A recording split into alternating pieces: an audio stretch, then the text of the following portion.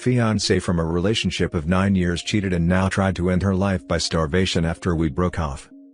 Original post. I am engaged to my fiancée, let's call her Barrett.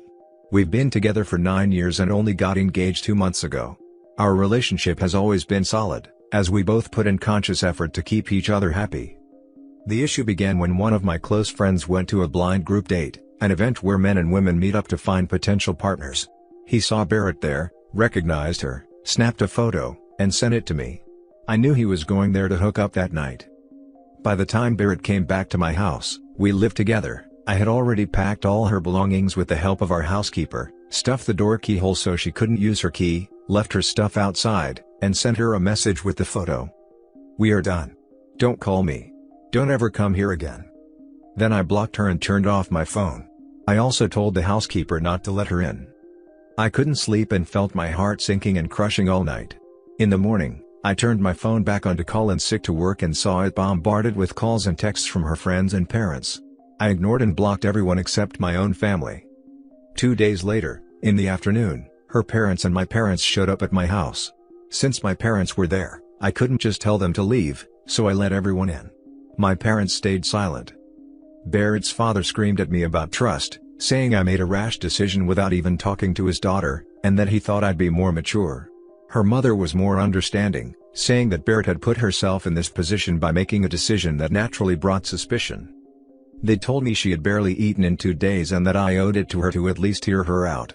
I didn't want to see her because I still loved her so much, and I knew I'd probably be swayed by whatever she said.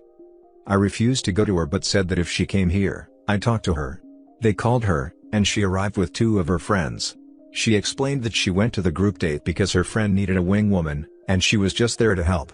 She hadn't told me because she thought she was simply going out with a friend. Her friend never mentioned it was a blind date. She showed me her phone and the messages, and everything added up. I called the friend who sent me the photo and asked what he saw. He said Barrett refused alcohol, only drank tea, and left with her female friend after the couples were matched. She didn't talk to or exchange numbers with anyone.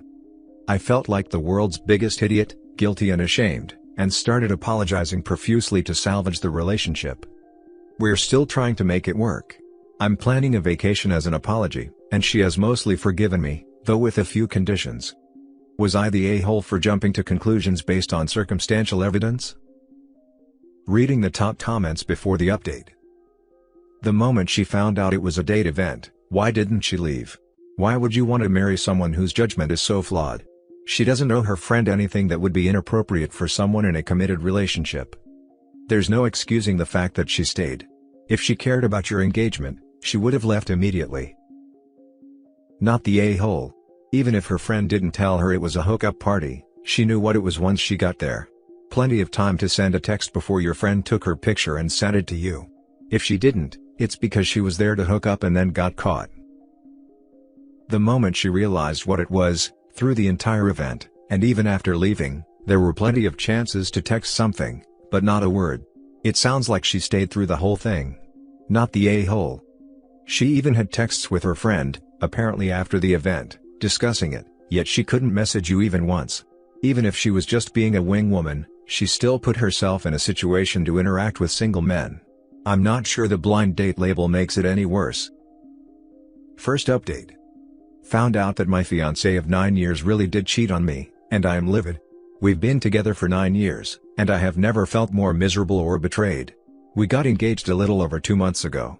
After the engagement, I thought our relationship had become deeper, but I was wrong. The engagement had the opposite effect. I only found out because one of her friends told me about it. When I confronted my fiancé, her excuse was that she was drunk. We were each other's only sexual partner, and she said she was curious about what sex would feel like with someone else. While drunk, she made a mistake and had a one-night stand with her friend's brother. She told me it was a mistake, that she never meant for it to happen and that we could still rebuild our relationship. I asked her if it felt good enough. Was it worth throwing away 9 years of our life together? My heart aches. I can literally feel a cold, painful hole in my chest. Watching her cry only made my pain worse, but the disgust I feel when I look at her, the images of her with that other guy flashing in my head, are even stronger. She swore off alcohol, promised to cut off her friend and her friend's brother. Hearing this didn't make me feel any better. Any love I have left is slowly turning into hate. I asked her to take off the engagement ring, pack up, and leave my house. My family is disappointed in her and completely supportive of my decision. Her values and ours no longer align. Her family is divided. Her father thinks that a one-night stand while drunk isn't enough to throw 9 years down the drain, while her mother understands my decision but wishes we could work it out. I don't think I'll ever be able to date or trust a woman again. Reading the top comments before the update. You have all my support in your decision. Do you know the real reason she cried? Because she got caught. I wanted to believe that the alcohol was the problem. But no matter how much I search online or ask around, the answer is no, it wasn't the alcohol. She said it herself, she wondered what sex with another person would be like, so she did it. Whether or not it destroyed your relationship and 9 years together, she did it. Your post from 11 days ago about the group date, where she didn't go through with anything, obviously, she didn't because your friend caught her there. This was most certainly premeditated. Alcohol had nothing to do with it. From what I understood, she never meant to act on that thought, but because of the alcohol, it just happened. You'll learn to love and trust again with time, just never with her again. I can't imagine it. I'm already 28 years old. If it happens again, I might be too old to start a solid relationship and family. I got married at 33 and didn't start a family until 36. You have time. You're still early in the world is ending stage, but it's far from too late. It's cliché, but try therapy to help process this. If you can't afford it, try a support group or at least talk with a friend. The key is to actually grieve what you've lost so you can start healing. I've thought about therapy, but the issue is that I'm certified in psychology. I work as the psychological counselor for a major church in my city. It's likely I'd overanalyze or dismantle the session instead of benefiting from it. Still, thank you for reassuring me about starting a family later in life. Update. After breaking things off, things were quiet for a while as I grieved on my own. 3 days ago, her parents came knocking on my door again. I ignored them until they left. However, they didn't give up. They ambushed me at my office in the church where I work. They told me that my ex has been starving herself and is now hospitalized. According to them, she's been refusing treatment, and they want me to visit her. They said they don't want me to get back with her, they just want me to meet her. I told them I'd think about it, but I still haven't made up my mind. I no longer know what to think. My current thoughts could be summarized as follows. I'm starting to feel that she might actually regret cheating, and maybe reconciliation is an option. On the other hand, if she was this attached to our relationship, why did she cheat in the first place? I still can't get the image of her sleeping with another man during that one night stand out of my head. Not long ago, I was desperate to make her feel better during her period, and it always hurt me to see her in pain. Now, the thought of her being in pain and hospitalized might break my resolve about the breakup. The betrayal has affected me so much that I'm sure I'll need therapy. I can already feel myself doubting my own mother's words simply because she's a woman. If I try to reconcile and she betrays me again, I don't know how much more damage that will cause. Some additional context that I didn't include in the last post about how she ended up cheating. One of her friends kept pestering her about how she was missing out by marrying after only having sex with me. I was also her only partner. This same friend invited her over, where they drank with a guy, the brother of another one of their friends. My fiancée couldn't get her friend's words out of her head and ended up having a one-night stand with the guy while under the influence of alcohol. If I decide to visit her and consider reconciliation, my initial conditions so far are: prenuptial agreement, no more alcohol, she cuts that toxic friend out of our lives, mandatory counseling, therapy. I'd really appreciate feedback regarding this. Should I visit her or not? Should I give reconciliation a shot? Reading the top comments before the update. Wait, tell me the timeline from the group date thing in your previous post a month ago to this? Was the cheating on the same night as the group date? She cheated sometime before the group date, went to the group date and I found out. We broke up, she convinced me nothing happened, I apologized, and took her on a vacation to a seaside resort. We got back from the vacation, and the sister of her hookup informed me about the truth out of guilt. I broke off the engagement. She starved herself into being hospitalized. Nah, she failed the wife test, bro. Move on. I understand that now. I guess I just wasn't thinking rationally when I wrote the post. If you go see her now, She'll manipulate you, the same way she did before. For all you know, they just got caught this time, but she's been cheating with this guy, or others, for years. The trust is gone. The relationship is over. Stay strong, don't let her manipulate you. If you work in a church and both of you have only ever had sex with each other, her going out and having a one-night stand is so out of character that it makes me question her actual character. That doesn't just happen. Not for someone who's engaged and only been with one person. Sure, it happens, but in my experience, that's just a sign of more to come. Wife? She is not one. Do not cave. You'll regret it once you're married with kids and she has another one-night stand, then you'll really be stuck. Right now, you're free. Right there in your first paragraph, the fear of missing out doesn't make sense, especially if it was truly a one-night stand. Even people who are sexually active don't often do that with random strangers. I bet she's been more sexually active than she let on. And the reason she came clean? Most likely because someone was threatening to expose her. Just my opinion. She never told me. The sister of her hookup partner was the one who informed me. Last update. I would like to thank you all very much for the insight and support. After reading through the comments, I realized that I never even considered the possibility that she might be trying to manipulate or guilt me back into the relationship. I only saw her behavior as a gesture of remorse and a sign of sincerity.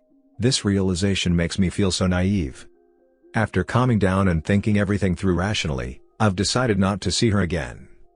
As for her parents, I don't feel it would be right to trespass them from the house of God, so if they show up at my office, I'll simply welcome them politely and reaffirm my decision going forward.